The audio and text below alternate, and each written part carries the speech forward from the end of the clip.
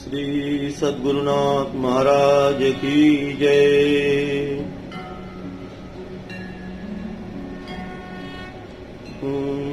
गजाननं भूतगणाधिसेवितं कपित्थजम्बो फलचारुभक्षणम् उमासुतं शोकविनाशकारकम् नमामि विघ्नेश्वरपादपङ्कजम्। श्री कृष्ण भगवान की जय। जयकारा शेरा वालिदा बोल सच्चे दरबार की जय। गीता संबंधी प्रश्नोत्तर। आज तत्व चिंतामणि में इस विषय पर हम लोग श्रवण करेंगे, पठन करेंगे। एक सज्जन के प्रश्न है। प्रश्न यह है कि गीता वेदों को मानती है कि नहीं, और यदि मानती है तो किस दृष्टि से।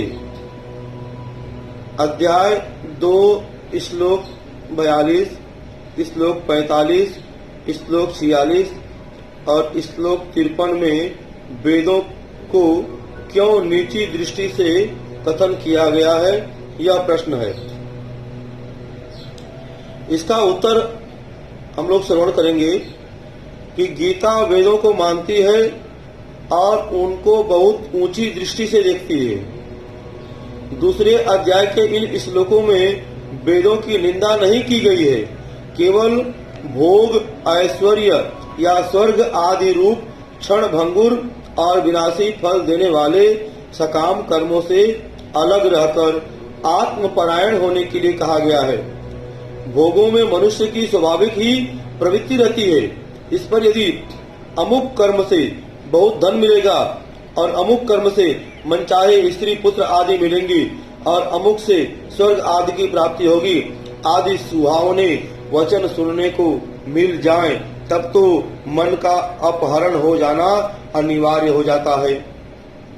जैसे भोग लालसा बढ़कर बुद्धि को डवाडोल कर देती है, बहु शाखा वाली बुद्धि से आत्म तत्व की उपलब्धि नहीं होती और उसके हुए बिना दुखों से सदा के लिए छुटकारा नहीं मिलता। इसी से आगे चलकर 9वें अध्याय में फिर कहा गया है कि त्रय विद्याम सोमपा पूत पापा यज्ञ रिष्टा स्वर्गति प्रार्थयन्ते ते पुण्यमासाद्य सुरेन्द्र लोकमश्यन्ति दिव्यान् दिवि भो देव भोगान ते तम भुक्तां सर्वलोकम विशालम क्षीणे पुण्यमर्त्य लोकम विसन्ति एवं त्रयी धर्मा मनुप्रपन्ना गतागतम काम कामालवन्ते।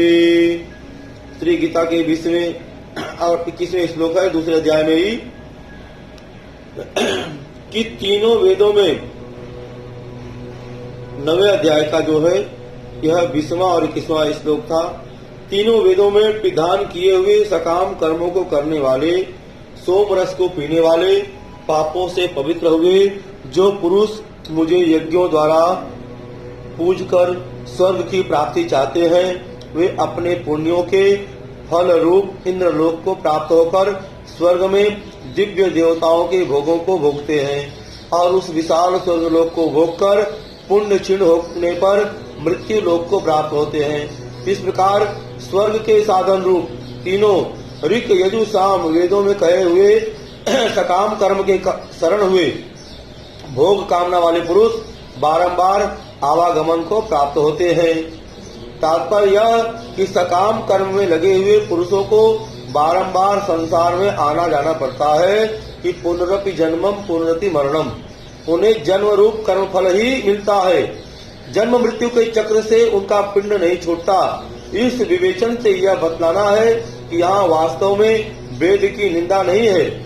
सकाम कर्म परम श्रेय की प्राप्ति नहीं कराने वाले होने के कारण उन्हें निष्काम कर्म और निष्काम उपासना की अपेक्षा नीची श्रेणी का बतलाया है।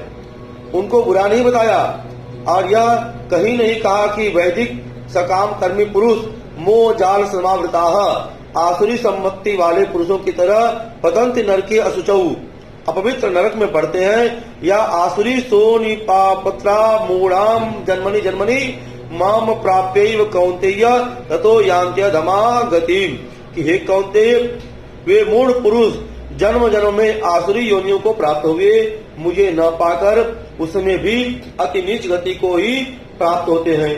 बल्कि यह कहा गया है कि हे वे पूत पाप यानी देव ऋण रूप से पापों से मुक्त होकर स्वर्ग की इच्छा से यज्ञ द्वारा भगवत पूजा करने वाले होने के कारण स्वर्ग के दिव्य और विशाल भोगों को भोगते हैं। पक्षांतर में वेद का महत्व प्रकट करने वाले अनेक वचन गीता में मिलते हैं कि कर्मा ब्रह्मोद्भव विद्धि ब्रह्माक्षर समुद्भवम। कि कर्म की वेद से और वेद की अक्षर परमात्मा से उत्पन्न हुआ जान। ओम तत्सदिति निर्देशो ब्राह्मण स्त्री विधा स्मृता ब्राह्मण अस्तेत वेदाश्च यज्ञाश्च विहिता। युग पूरा। ओम तत्सत, ये ब्रह्मा के त्रिविध नाम कहे हैं और सृष्टि के आदि में ब्राह्मण वेद और यज्ञ आदि उसी से ही रचे गए हैं। इन वचनों से वेद की उत्पत्ति परमात्मा से हुई बतलाई गई है। एवं बहुविधा यज्ञ विदता ब्राह्मणों के कर्म जन्मान विद्धि तात्सन्वनेव ज्ञात्वाम विमोक्षसे। ऐसे बहुत प्रकार के यज्ञ वेद की वाणी में विस्तार किए गए हैं। उन सबको शरीर, मन और इंद्रियों के द्वारा क्रिया द्वारा ही उत्पन्न होने वाला जान। इस प्रकार तत्व से जानकर निष्काम कर्म योग द्वारा संसार बंधन से मुक्त हो जाएगा। और यहाँ वैदिक कर्मों का तत्व समझकर उनके निष्काम आचरण से साक्षात मोक्ष की प्राप्ति बतलाई है। यदक्षरम वेदविदो वदंती विसंति। वेद को जानने वाले जिस परमात्मा को अक्षर ओमकार नाम से कहते हैं, इसमें वेद की प्रशंसा स्पष्ट है। ठीक यही वाक्य कठोपनिषद के निम्नलिखित मंत्र में है कि सर्वे वेदा यद पाद सामंती तपा गुंग असि सर्वाणि च यदद्वन्ते यदिच्छन्नो ब्रह्मचर्यम चरन्ति तदे पद संग्रहेण ब्रह्मियोम्यो मित्येतः। कि पवित्र ओंकार ऋक व साम यजुर्वेद च। पवित्र ओंकार और ऋक, साम तथा यजुर्वेद में मैं ही हूँ। इन वचनों से गीताकार भगवान ने वेद को अपना स्वरूप माना है। छंदो विविध विविधे पृथकः। विविध वेद मंत्रों से क्षेत्र क्षेत्रज्ञ का तत्व विभाग पूर्वक कहकर अपने वचनों की पुष्टि में वेद का प्रमाण दिया है।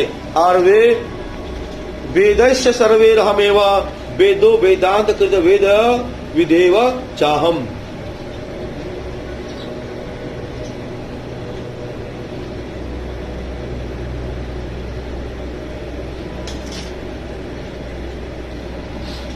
समस्त वेदों द्वारा जानने योग्य मैं ही हूँ और वेदांत का कर्ता तथा वेदविद भी मैं ही हूँ।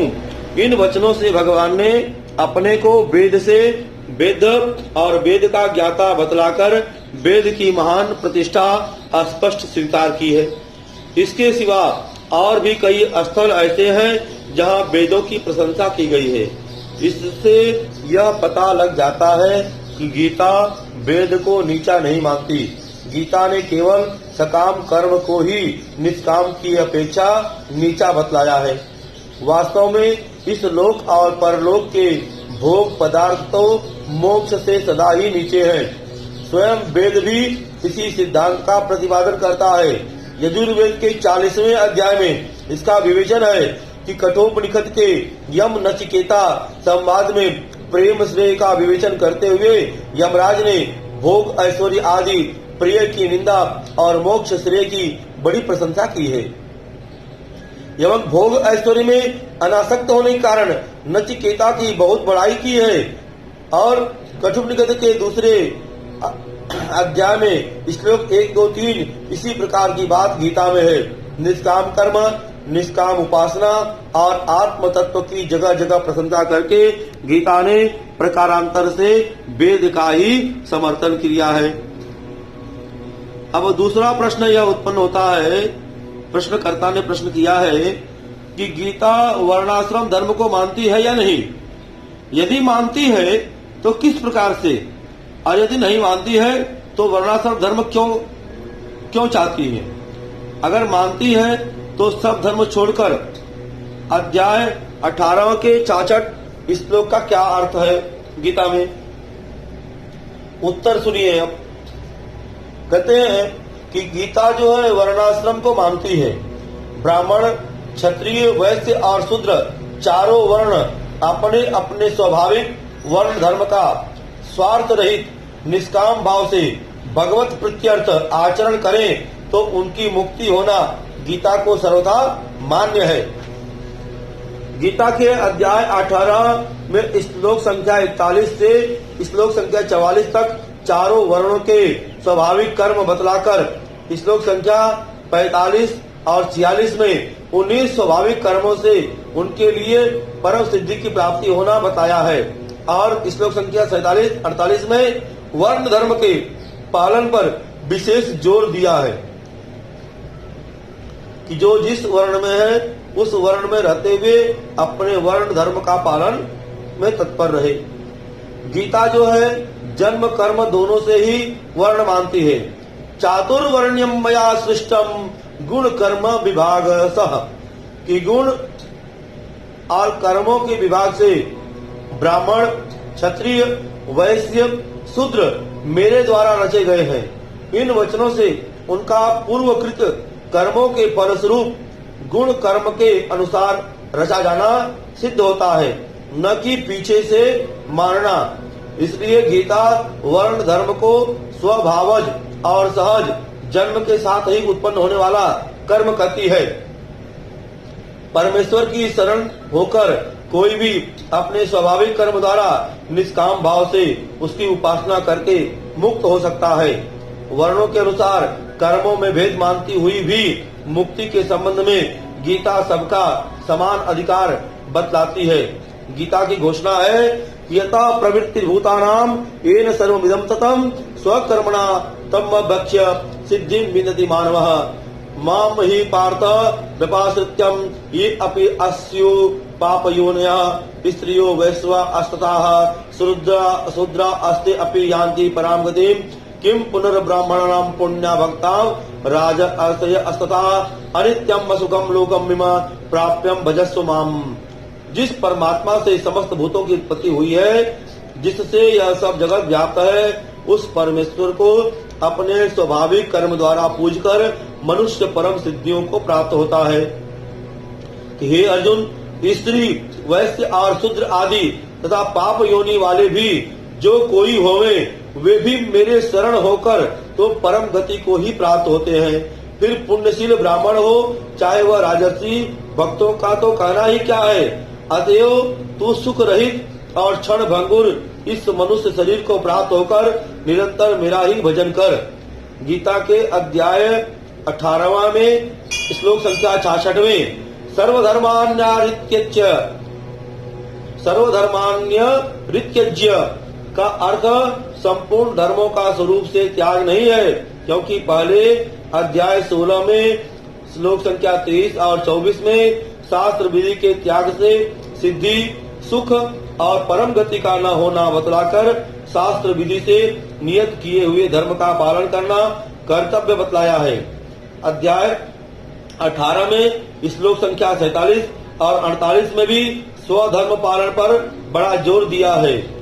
वह ऐसा प्रतिपादन करके यह सब धर्मों का स्वरूप से त्याग करने की आज्ञा देना संभव नहीं। यदि थोड़ी देर के लिए मान भी ले कि अपने वचनों के विरुद्ध यहाँ भगवान ने स्वरूप से धर्म छोड़ने की आज्ञा ही दी है, तो फिर अध्याय संख्या 18 और श्लोक संख्या 73 में श्री गीता के अंदर करिष्ये वचनम तव आपके आज्ञानुसार करूंगा कहकर अर्जुन का युद्ध रूप वर्ण धर्म का आचरण करना उससे विरुद्ध पड़ता है। भगवान ने सब धर्मों के त्याग की आज्ञा दी, अर्जुन ने उसे स्वीकार भी कर लिया, फिर उसके विरुद्ध अर्जुन युद्ध क्यों करता? इससे यही सिद्ध होता है कि भगवान ने सब धर्मों के त्याग की आज्ञा नहीं दी। यहाँ सर्वधर्मान परित्यज्य से उनका यही मतलब है कि मनुष्य को सब धर्मों का आश्रय छोड़कर केवल एक परमात्मा का ही आश्रय ग्रहण करना चाहिए। धर्म को स्वरूप से त्याग की बात नहीं है, बात है केवल आश्रय शरण के त्याग की। या तो वर्ण धर्म की बात हुई, वर्ण की भांति आश्रम धर्म का गीता में स्पष्ट और विस्तृत वर्णन नहीं है। गौण रूप से आश्रम को गीता ने स्वीकार किया।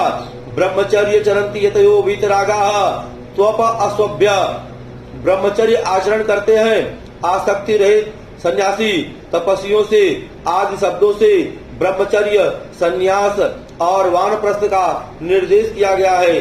गृहस्थ का वर्णन तो स्पष्ट ही है। अब प्रश्न संख्या 3। प्रश्नकर्ता का प्रश्न है कि गीता कर्म को मानती है या ज्ञान को या दोनों को। यदि केवल कर्म को मानती है तो ज्ञान निष्फल है, और यदि ज्ञान को मानती है तो कर्म निष्फल है। यदि ज्ञान को बताती है तो कर्म को क्यों चाहती है? अब उत्तर सुनिए आप सभी। जो है कहते हैं गीता अधिकारी भेद से ज्ञान योग और कर्म योग दोनों निष्ठाओं को मुक्ति के दो स्वतंत्र साधन मानती है, और दोनों ही निष्ठाओं का फल एवं भगवत प्राप्ति होने पर भी दोनों के साधकों की कार्य पद्धति, उनके भाव और पथ सर्वथा भिन्न भिन्न होते हैं। दोनों निष्ठाओं का साधन एक ही काल में एक पुरुष द्वारा नहीं बन सकता। निष्काम कर्मयोगी साधन काल में कर्म और कर्म फल, परमात्मा और अपने को भिन्न भिन्न मानता हुआ कर्मों के फल और आसक्ति को त्याग कर ईश्वर परायण हो ईश्वरार्पण बुद्धि से ही समस्त कर्म करता है, और ज्ञान योगी माया के गुणों में बरतते हैं। यो समझकर देहेंद्रियों से होने वाली समस्त क्रियाओं में कर्तृत्व अहंकार न रखकर केवल सर्वव्यापी परमात्मा के स्वरूप में ऐक्य भाव से स्थित रहता है। दोनों में से किसी भी निष्ठा के अनुसार स्वरूप से कर्म त्याग करने की आवश्यकता नहीं है, उपासना की आवश्यकता दोनों में है। इस विषय का विस्तृत विवेचन गीतोक्त संन्यास और गीतोक्त निष्काम कर्मयोग का स्वरूप शीर्षक लेखों में किया गया है, जो आपको आगे श्रवण करने को प्राप्त होगा। अब प्रश्न संख्या 4। गीता मूर्ति पूजा को मानती है कि नहीं? यदि नहीं मानती है तो अध्याय 9 में 26वें श्लोक का क्या अर्थ है? यदि मानती है तो निराकार रूप से या साकार रूप से? अब उत्तर सुनिए कि गीता जो है मूर्ति पूजा को मानती है। अध्याय 9 में 26वां श्लोक और अध्याय 9 के 34वें श्लोक से यह प्रमाणित है।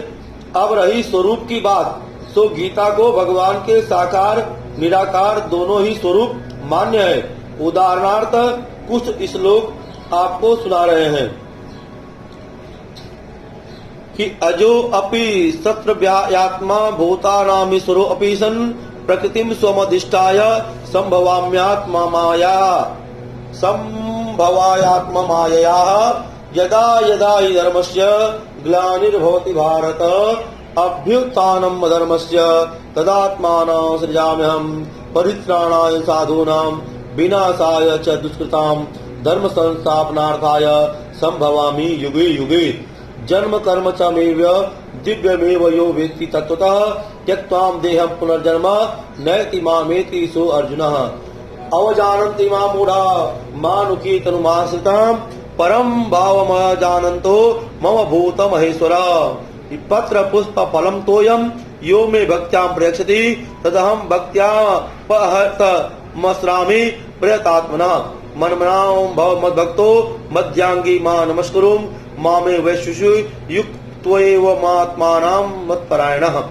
भगवान कहते हैं कि मैं अविनाशी रूप, अविनाशी स्वरूप, अजन्मा होने पर भी तथा सब भूत प्राणियों का ईश्वर होने पर भी अपनी प्रकृति को अधीन करके योग माया से प्रकट होता हूँ।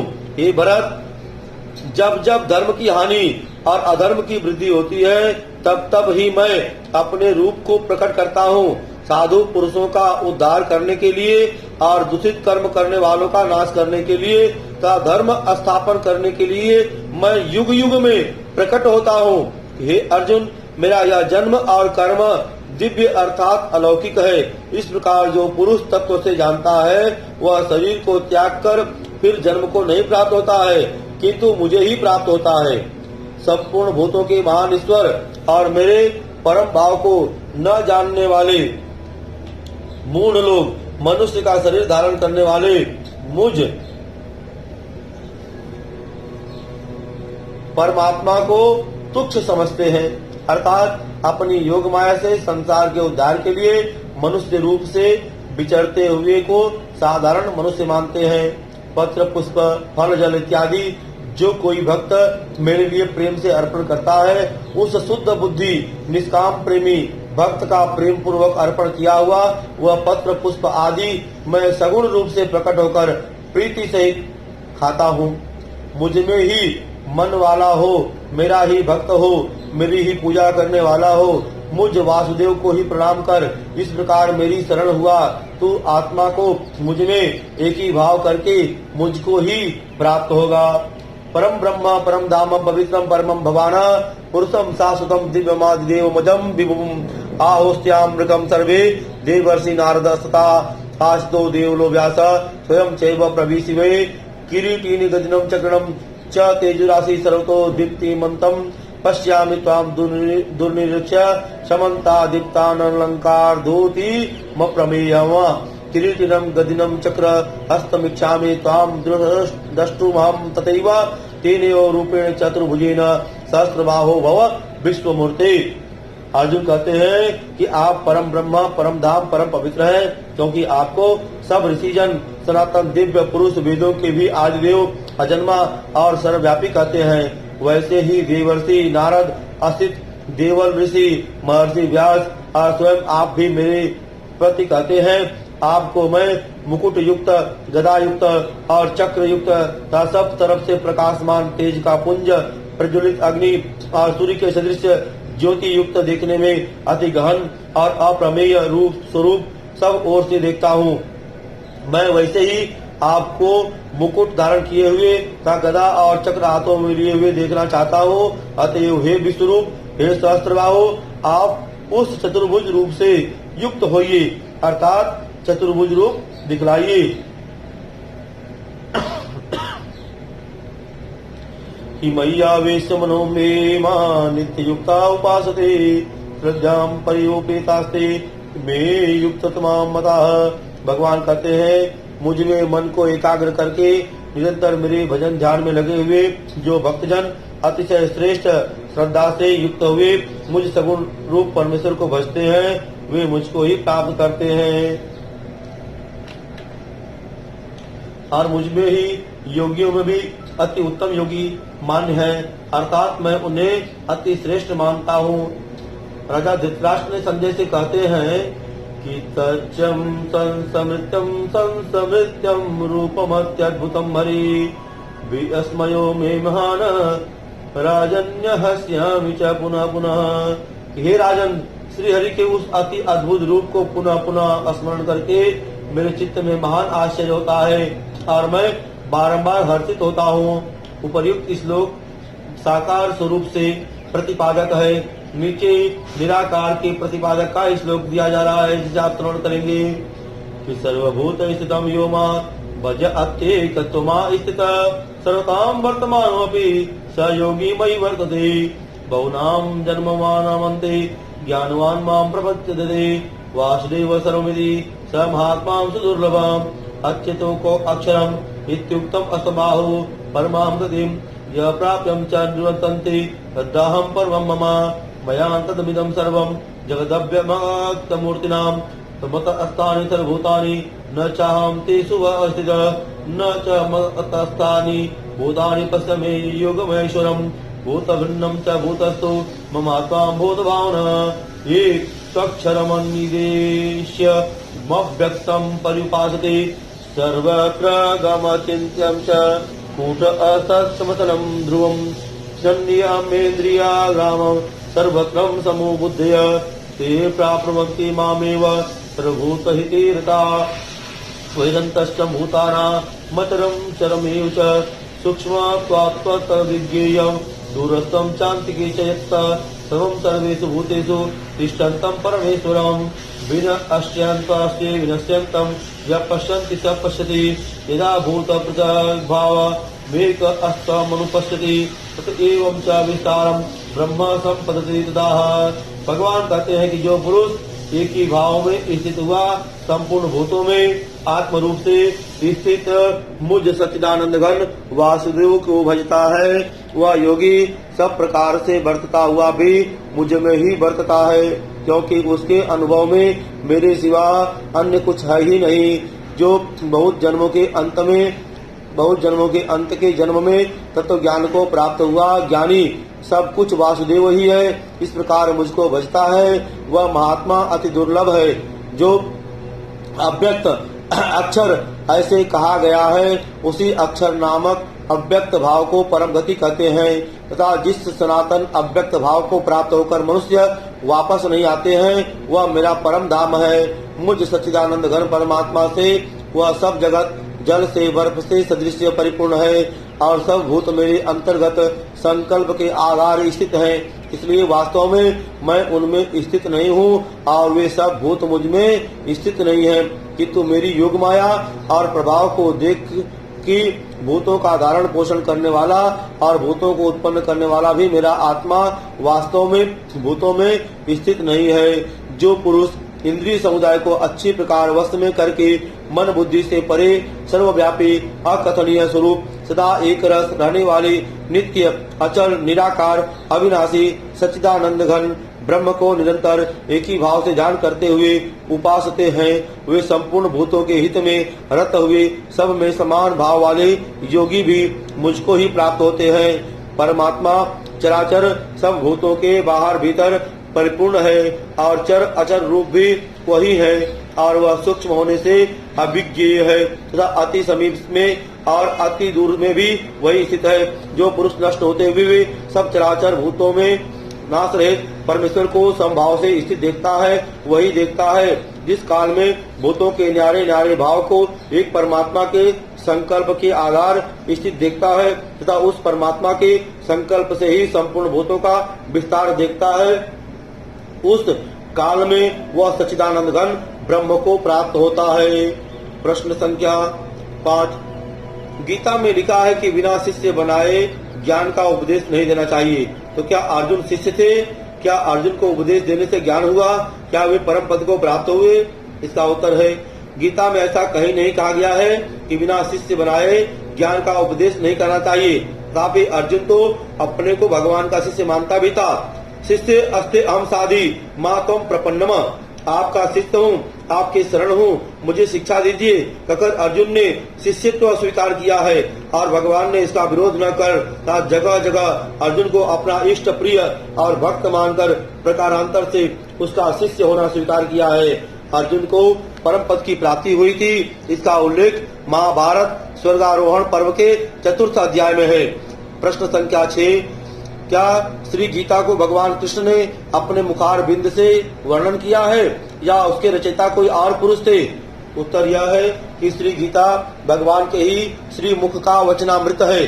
गीता में जितने वचन श्री भगवान वाच के नाम से हैं, उनमें कुछ तो जो श्रुतियों के प्राय जो के त्यों वचन है, और अर्जुन को श्लोक रूप में ही कहे गए थे, और अवशेष संवाद बोलचाल की भाषा में हुआ था, जिनको भगवान श्री व्यास देव ने श्लोकों का रूप दे दिया है।